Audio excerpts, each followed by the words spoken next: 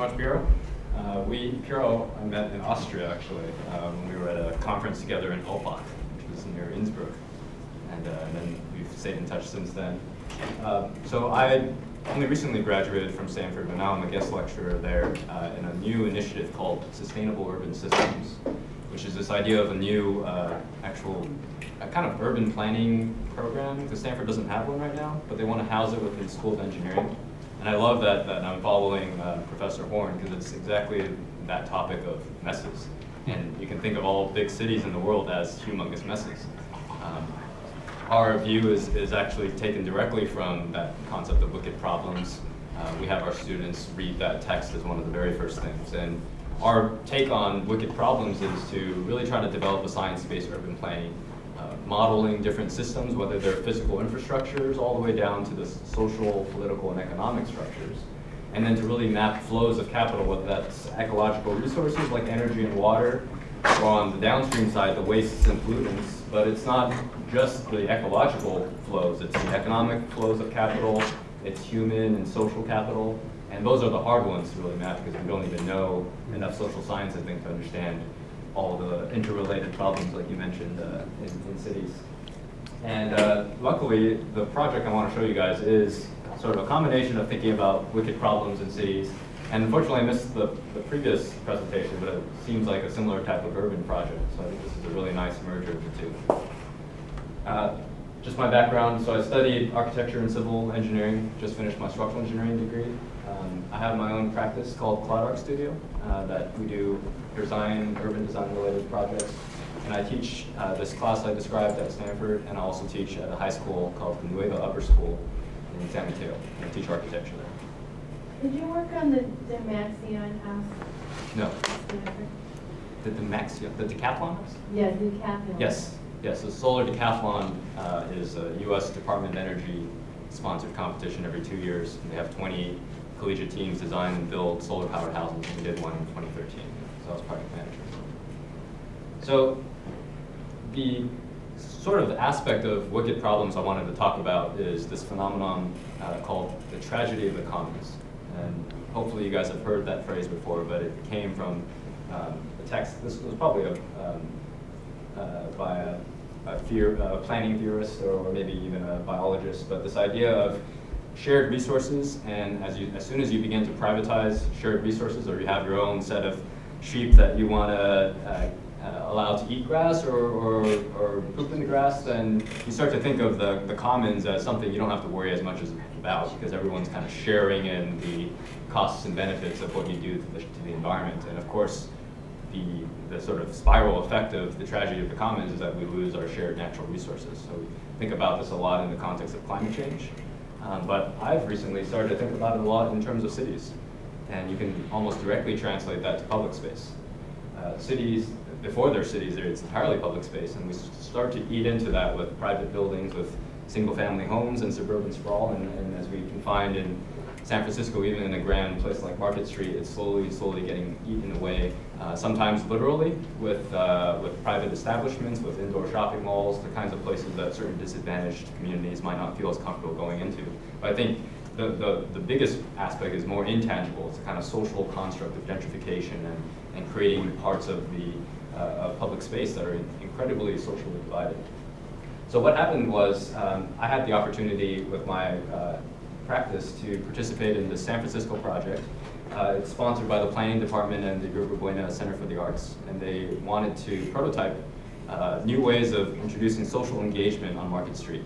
I think this is for the hopes of, in 2018, incorporating a couple new installations onto Market Street as part of their big repaving project. I've even heard that in the future they want Market Street to be an entirely pedestrian street. So what they did is, in April of this year, they invited 50 artists and designers to submit proposals, and they selected 50. And they were all down Market Street in 5 different districts.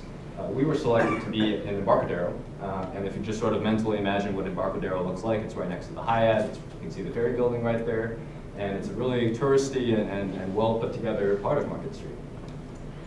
So we came up with the design. We had a small amount of space we could use, 12 feet by 12 feet. And I was really interested in this tragedy of the commons idea, and one way I think about messes is that, are there lubricants or certain types of compounds that can help unentangle those messes. And I think that we've lost an incredible amount of social capital in the U.S. since the 50s, and part of that may be suburbanization and this loss of community groups, of civic engagement, of volunteering and altruism. And we see that on our streets when people don't even engage with each other anymore, are always looking on their phones, try to ignore the homeless people on the street, and we have this huge social inequity now, which just leads to conflicts. I wanted to just create a simple design installation that would increase that social engagement, get people to actually notice each other again. And it's essentially a game in which you have a grid like this, and the stepping patterns right here and the seats are activated sensor panels. So when you step on them, it activates a 12-volt circuit that will basically take that signal to do something. And the way we programmed it is that it's linked to these surprise fountains that are inside the landscape. And the game is that you need both the seat and its corresponding steps to both be activated at the same time for something to happen. If just one person sitting here, nothing happens. If somebody bikes or walks by, nothing happens. When you get a link, then that surprise happens. And it's sort of coordinated with the two steps correspond to these two planters here. So that's the effect we wanted to create. No signs at all. This would just be a sort of surprise when people discovered it. It was really a social experiment to see what would happen. This was a render of what it would look like on that part of Market Street with reclaimed redwood. That's something we use in the Solar House project, actually. And so I have just a couple of videos showing the design process. We're a very small team of just a bunch of students I'd worked well with at Stanford, and we just prototyped and put together a very simple system. So the only science besides the social theory is a 12-volt limit switch and a couple of Arduinos. So I don't know how scientific this really gets. But we put it together. We used outlets and water pumps to create the fountain system. This was before we built the real thing, we wanted to test to make sure the interaction actually worked. This is kind of a fundamental element of user experience that you want to be able to prototype it before you build the real thing. And so here we are, the very first time, trying to test the panels, which are these little foam strips that would activate the limit switches, but they didn't always work. So there's us this is literally the first 10 minutes of us testing and realizing that our mechanical engineering did interface perfectly well with electrical engineering, did interface well with the architecture. But by the end of that day, we felt like there was something magical about the system we'd set up, and we felt pretty good about moving forward with the real thing. So then we started building the real thing, really just 2x2, 2x4 construction. Pretty much everything can be bought at Home Depot, so it was really a low-tech, low-budget operation for us. But with a little bit of our arts and architecture background too, we definitely wanted to use this reclaimed, recycled wood just for a really nice finish at the end of it all. So that's the process, and then the secret are these Home Depot buckets underneath the planters. It was only a 3-day festival, so we could just let it recirculate with water inside the buckets. And then we varied the different heights to give it some dynamic appearance. This was the control box after the prototyping situations. We put it together like this, and it's hidden underneath the seats. This is us taking it from Palo Alto to San Francisco the night of, putting it together. And then in the morning, we went and grabbed a bunch of plants from Osh and just threw them in just to give it a little life during the day. So that's what it looked like pretty much the first day that we had it up. This was April 9th through 11th of this year. And we just sort of waited to see what would happen. And so this is sort of what started to happen.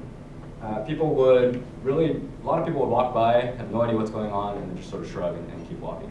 Some people would step on it, it didn't work because they didn't know the secret, they'd shrug and walk away. But as soon as you got that link, it was viral. Because then suddenly people would see the water from maybe 50 feet away and they'd say, whoa, what was that? And then they'd come over and they'd try to step on it, but then it wouldn't work because they didn't know the secret. They didn't know you have to do it with somebody across from you. And then once people did start doing it,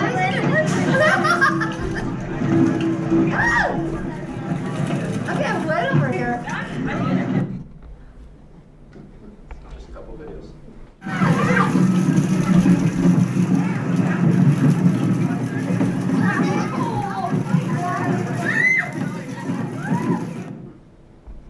I really thought it was going to break at that moment. There was just a group of students that suddenly rained down on it. And there was one moment, sort of after the first few hours of it happening, and I remember I was just sitting there enjoying how well it was working. And then just in the distance, I noticed somebody had fallen on the ground. She was looking at some of the jewelry that was being sold on the street, and she had essentially like a seizure or concussion. She fell on the ground. I heard a smack on the back of her head, and everyone here rushed over to help. And I think that is just an example of what happens when you start to notice what's going on around you. And the ambulance came, somebody called 911, somebody had her head, somebody was grabbing her things, and that to me was, of course it wasn't the reason that she got help, but it really made it clear in my mind how much this matters.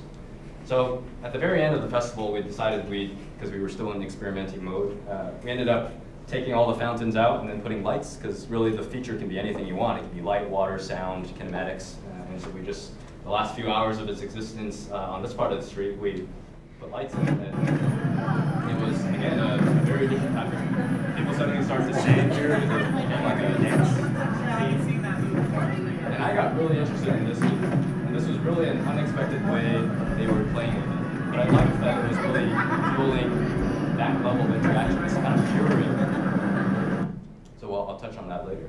But that was the end of that. They liked our installation, the public liked it, the jury liked it, and they invited us back for another one, which was actually this past month on a different part of Market Street.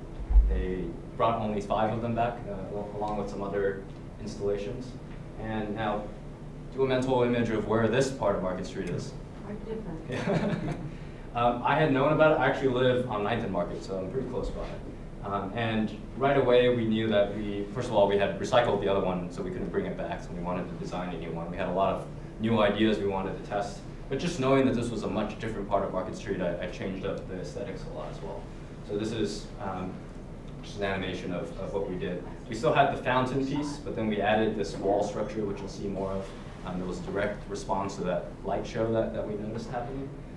And this was sort of the new version we had. We wanted to put much brighter colors to be clearer about that, the interaction. But otherwise, we kept the plywood largely unfinished. We didn't have the money anymore for the reclaimed redwood, but we thought it worked well in this part of the neighborhood. So this is what it looked like when we put it together. This was the end of September of this year.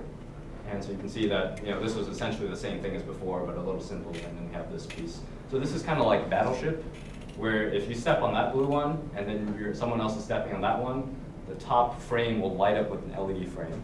So it's kind of a mirrored effect. And if you both step forward one, then the one below will light up.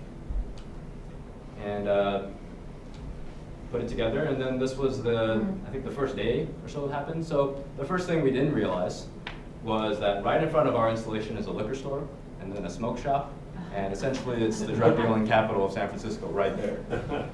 And of course, the typical clientele there swarmed into this and pretty much occupied it 24/7. From my point of view, it was a huge success. I mean, we had this kind of thing happening. I'll just go through this was what it would look like on a normal day. I believe benches used to exist on Market Street, and so when we even just put 4 seats, it was always occupied, always used. So they're not lying on the sidewalk. Yes. This was a kickoff event. Kids that would otherwise just be sitting there with their parents were playing on this. This is the kind of light effect. The dog was not heavy enough to make it work.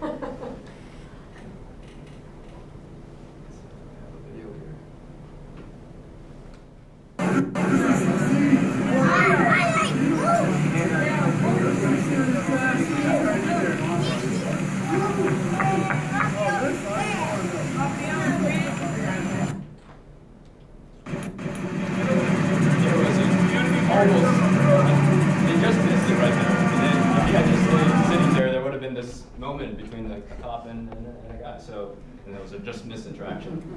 And I end with this video because unfortunately the story dramatically changes from this point, because what happened is the city got very scared about what was happening with this installation.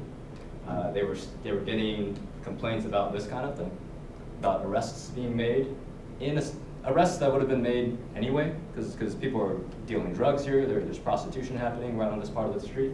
But because it was associated with this installation, the city didn't like that. They didn't like that there was this association with criminal activity and their Market Street prototyping festival. So they asked me to move it. They asked me to just get rid of it. We can actually move it 100 feet down the street to a better part of the block and it'd be fine. I really pushed against that because I thought the whole point of doing this this kind of work is to start to bridge the divide between the tragedy of the commons, to try to realize the shared public space we have and that opportunity to reconnect with each other. And they just didn't like the potential risk of a bad event happening on there. This was a meeting that I basically helped to organize. These are people from the planning department, YBCA, different artists that also participated.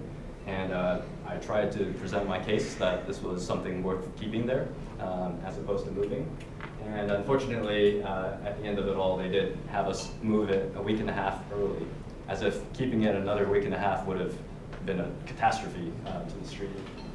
But they did it sort of for the bureaucracy purposes. So this was us the day we had to move it. People were flabbergasted that it was being moved. They even helped us clean up as we were taking it apart. And so this is where it was.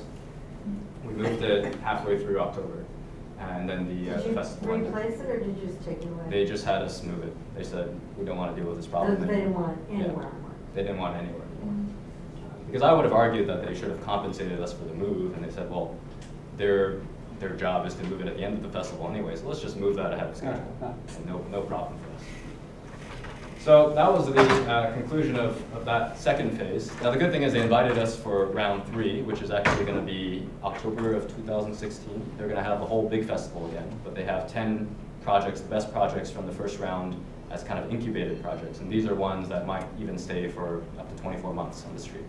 No word yet on the actual location, but I will fight to be back here, and maybe sort of next version of this will be in multiple places on Market Street. But for me, this is just out of school, my first experience doing real design projects, and fortunately doing public design projects, in which I had a sense that the bureaucracy would be the biggest challenge, not the design challenge. But it has shown me at least the type of design that I really care about, which is public design that has the power to build empathy between people, the design that has the power to activate social space. And I see it in the context of the work I'm doing at Stanford, talking with students about these big, wicked problems in cities. And this is just a small piece, but I think that every single moment that can happen on a street that gets people to care about each other is a little bit of that lubricant that can untangle our problems. So I'd love to talk more about what, because we haven't actually designed version 3 yet, so if you guys have any ideas on what the feature should look like or where it should be, I'm very happy to talk about that. I'm also happy to talk about the work I'm doing at Stanford. That is it.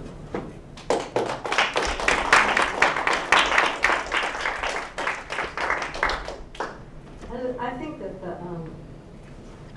the sort of more tenderloin portion of it was just so much more heartfelt, and the people really, it wasn't just like a carnival show. It was more, it just felt like they really interacted with it on a more meaningful level, on a deeper level. Yeah. Like whoever would bring this to us. Yeah. Why would anyone, because it was kind of joyous. Yeah. The kinds of quotes I would hear, and I started writing them down, but people would say, pick up that piece of trash. This was put here for us, and we need to keep it clean. People would be saying that kind of thing. I mean, I think that's true in other parts of the Tenderloin, like where there's muralists working and all that, where there is civic pride. There is, but it's just like there isn't civic participation to help Right. with the Absolutely. You had more than one, and they were, at least I could see the other one. If I were on this one, could you, it would be hard or easy to connect the two so that you. Oh yeah, absolutely. Yeah. So we didn't even touch on, so we had low budget. So speaker wire, a 500-foot roll of that could do all of our work, but then if we got into Bluetooth and all kinds of things, we could do many more features. I don't understand exactly what the problem was, the problem the city had, number one, but number two also, when you first started out, I thought the city would certainly have problems because if somebody fell off the bench or one thing or another, it would seem to be that the liability of the city was enormous. aside from whatever problem that I didn't understand, that apparently was a social problem and not a liability problem, or what was the problem? It was a liability problem when people were calling the office of the mayor and saying that there's drug dealing happening on this installation. It must be causing the problem. So that was a social problem rather Yes. than The technical problems that existed, we have been solving to begin with. The ADA accessibility with the ramps that we added in the second version, which of course we didn't have in that first one. And then the connection to the hydrant, we spent a lot of work making sure that was ADA accessible. We had been working on all the technical problems, we were solving those together, and then there was just this intangible problem that they couldn't really explain to me upfront. That was it. I suspect it was because people could sit down. Yeah, that was probably the reason they got rid of the benches in the first place.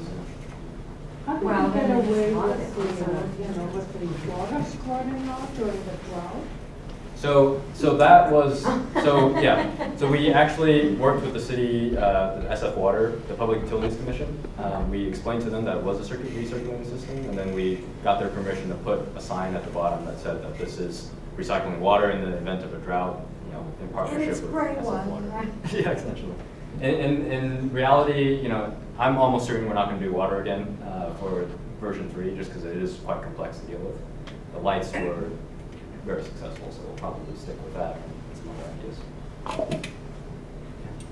I live in the city, and I'm taking munis, and I'm here because I like the things that people like you are doing. I like the new things. At the same time, I like fountains.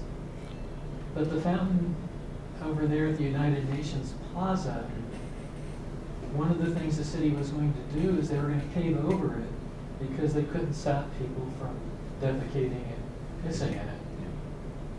Now somehow that doesn't, you know, here's an artist, he's got a piece of work. It's something I've enjoyed for years and years. And yet it could be lost because of that. So is the solution, I didn't think that was a great solution to the problem. Yeah. I mean, We should Public map that restrooms. mess and figure out what Yeah. the real problem is. yeah, I Public guess- restrooms. we can Yeah, get I into- think that's more like that. That's the problem, yeah. Yeah, but it's just a shame that if we do have something like you have, good money would bet that it would be destroyed in a very short Yeah. amount of time. And that's, unfortunately, that's the short-term effect, which diverts all attention from the real long-term goals. And you know, you're trying to bring it into a system that's broken. You got to sort of simultaneously fix many things at once if you want a smooth ride. Otherwise, you do have to keep fighting for something you think is right. I think when they were putting those installations out, I volunteer YBCA, they were looking for volunteers. So you almost had people watching over this stuff there. But then once the initial thing is gone and people aren't watching it, Yeah. I just don't know what's going to do. It is a tough problem. Just wondering, I noticed in the city now, there's something called parklets. Yeah, it's very That much might hard. apply, you might think about, because they're both commercial interest and the city's interest. And that something like yours was seemed to me to apply very well to. Absolutely. And they're growing all over the city now. It's a commercial interest, but at the same time, the city is supporting that. So that led to this festival. It's called parklets. Yep. Yeah. Yep. I don't know what department the city runs that, but it might be very applicable, what you're doing. Yeah, so those are allowed on parking places. And I'm not sure who's running that at all, but I noticed there's a lot of creativeness that's going into something, and it might apply. You had a good question? It wasn't a question, actually. I was thinking of the parklets, but I thought, you know, there could be something interesting about changing the game. You know, like now you've started something and then getting maybe either same location, different locations. Like in a parklet, where people can come to exchange. Absolutely. And I love like that. Thank you. Do you have a hard website for that project so that we Sure, can yeah. follow it online? Is there an easy way to just put it up online on the website? I can send you contact info. So if you see my page, there's a link to his website. Oh, okay. So is that the same link? I think it's in my bio, So is it that but, way? but I'm happy to give you my card too. Okay, Thank you. because I'd like to come and visit you.